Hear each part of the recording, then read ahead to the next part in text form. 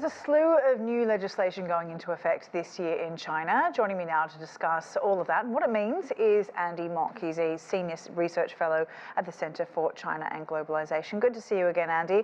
Now, China's import and export tariffs into 2024 are a deliberate effort to boost the country's manufacturing sector and bolster domestic consumption. Talk about how that is.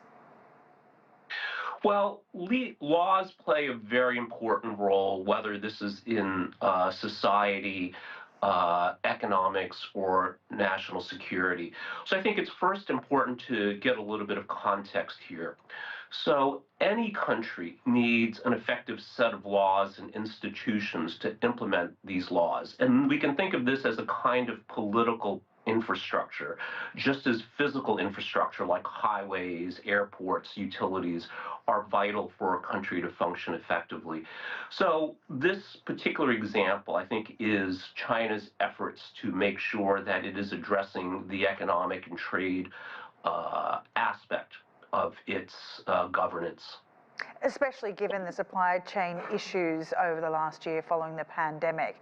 And of course, the country aims to re-attract foreign investment in 2024, but at a time when a lot of foreign investment has fled China, do you think that these laws will encourage or discourage?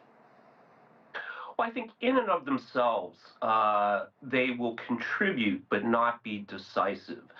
So I think, of course, China's made enormous advances in the legal sphere over the years. So everything from the establishment of separate intellectual property courts, development of a comprehensive set of legislation around the digital arena. These are all necessary and positive, but we also have to look at economic fundamentals as well. So I think this is why investors, corporations all around the world are, of course, looking at the legal environment, but also looking at the fundamental economy as well.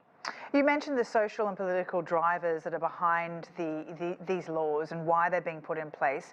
The newly adopted patriotic education law came into force on January the 1st. Talk about how that law will be enforced and what it hopes to achieve. Sure. So let me also add a little bit of context here as well. So I mentioned that every country needs an effective set of laws, but different systems have different strengths. And if we look at, say, a system like the US's, which Robert Penn Warren, who wrote All the King's Men, described as a single-person blanket on a double bed for 3 people. Someone's bound to catch pneumonia. So China's legal system is not based on common law, but civil law.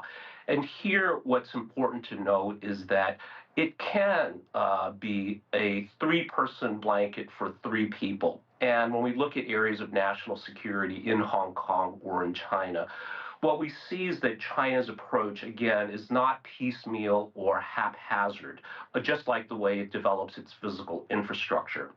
So that it is integrated, comprehensive, and a complete synergistic approach, and recognizes the interconnectedness and the complexities of economics, as we discussed earlier, societal issues like young people going online, national security issues, sort of the traditional national security issues, to, I think, a broader understanding of how external threats can undermine political stability and economic prosperity. So I think, again, I think the broader context here is that China's taking a holistic, integrated approach to addressing a lot of the challenges facing itself and the world today.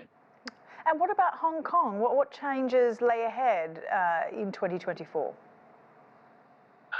Well, I think if we look at Hong Kong over the last, I don't know, say 10 years, certainly the structural environment, I think, is far, far better, largely due to advances in the legal area. So I think clarification of national security, we've seen some of the recent cases in Hong Kong that really resulted in a very traumatic time for Hong Kong people